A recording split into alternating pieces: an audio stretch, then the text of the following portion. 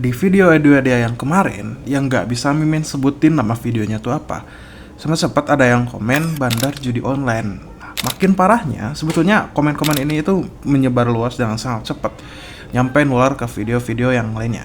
Nah, tanpa pikir panjang dong, Mimin itu langsung hapus dong ya, karena buat apa juga kan, malah ngerugiin mereka yang emang bener-bener mau belajar sama Mimin. Nah, tapi Mimin kepikiran nih, ada untungnya juga kan dijadiin konten gitu. Tapi ya enggak lah ya. Tapi emang serius nih. Sebetulnya kenapa sih judol itu seakan seksi banget? Dan sebetulnya sistem perhitungan kayak gimana sih yang bikin judol itu banyak ngerugiin orang lain? Khususnya orang kelas menengah dan juga orang kelas bawah. Nah, di video kali ini Mimin bakalan ngebahas algoritma judi online dan juga psikologi judi online.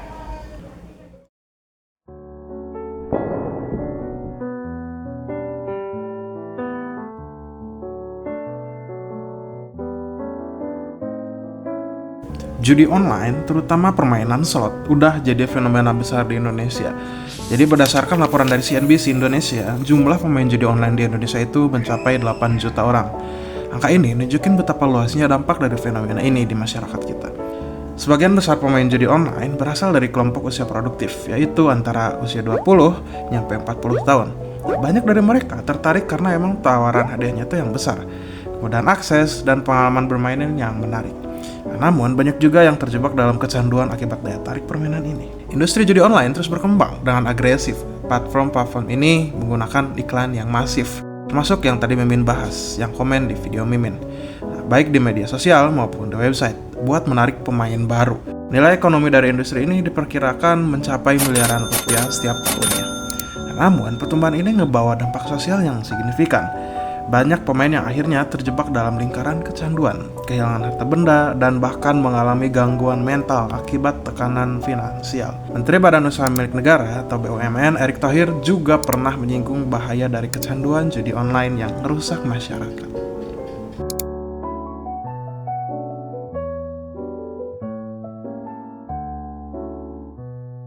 Mesin slot menggunakan teknologi yang disebut RNG atau Random Number Generator. Jadi, RNG ini adalah algoritma komputer yang menghasilkan angka-angka secara acak buat menentukan hasil setiap putaran slot. Nah, tapi tunggu dulu nih. Jadi sebetulnya seberapa acak sih RNG ini? RNG bekerja dengan menciptakan miliaran angka setiap detik, bahkan ketika mesin slot itu tidak dimainkan. Ketika pemain menekan tombol spin, RNG akan memilih salah satu angka dari miliaran kombinasi tersebut. Angka ini lalu diterjemahkan menjadi simbol layar di mesin slot. Nah, tapi meskipun disebut acak ya, RNG ini sebenarnya adalah algoritma matematika yang diatur oleh kode tertentu. Ini berarti hasilnya dapat diprediksi kalau seseorang tahu kode dan algoritmanya. Namun, buat memastikan permainan yang adil, algoritma ini udah diaudit oleh lembaga independen di banyak negara. Sebagai contoh, ketika kalian mendapatkan simbol jackpot di layar, itu bukan karena keberuntungan semata, tapi ada kombinasi angka di balik layar yang mengarahkan hasilnya itu. Tapi karena angka dihasilin secara real time, gak ada cara buat memanipulasi atau menebaknya.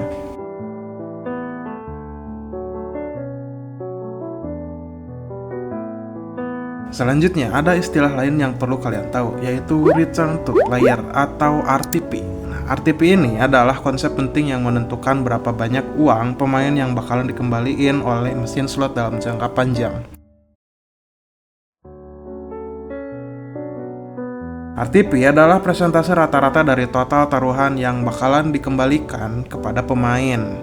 Contohnya, kalau sebuah mesin slot memiliki RTP sebesar 97%, artinya dari setiap 100.000 yang dipertaruhkan, mesin bakalan ngembaliin 97.000. Nah, tapi ingat, ini adalah angka rata-rata jangka panjang, bukan jaminan buat pemain. RTP ditentukan oleh probabilitas simbol yang muncul di gulungan mesin slot. Simbol-simbol tertentu kayak scatter atau bonus biasanya memiliki peluang buat muncul yang jauh lebih kecil dibandingin simbol lainnya. Inilah sebabnya jackpot sangat jarang terjadi. Nah, algoritma RTP dirancang buat bekerja dalam jangka panjang. Contohnya dalam 1 juta putaran, RTP 97% bakalan terlihat jelas. Nah, tapi dalam sesi permainan yang singkat, hasilnya bisa sangat berbeda. Itulah kenapa ada pemain yang menang besar, sementara yang lain kalah terus. RTP memastikan bahwa bandar selalu mendapatkan keuntungan dalam jangka panjang.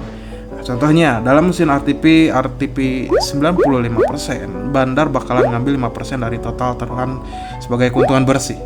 Nah, hukum bilangan besar memastikan bahwa bandar nggak perlu curang, karena sistem udah dirancang buat nguntungin mereka.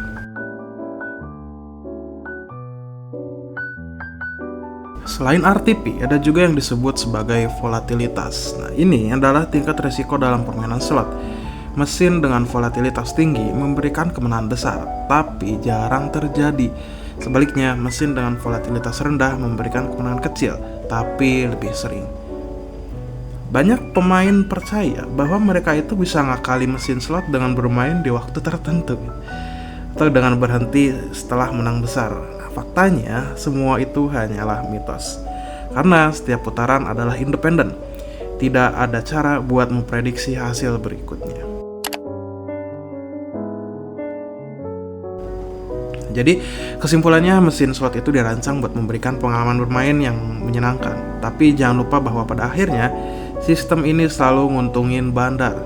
Jadi kalau kalian pengen main, lakukanlah dengan penuh kesadaran dan juga tanggung jawab. Dan ya, mudah-mudahan di video-video selanjutnya nggak bakalan ada lagi komen yang kayak gituan lah, capek. Oke, mungkin segitu aja yang disampaikan sama Mimin. Jangan lupa like, comment, subscribe, dan share ke teman-teman kalian. Barangkali teman-teman kalian masih ada yang terjerat judi online. Dan ya, seperti biasa, see you on next videos. Sampai jumpa di video selanjutnya. Bye.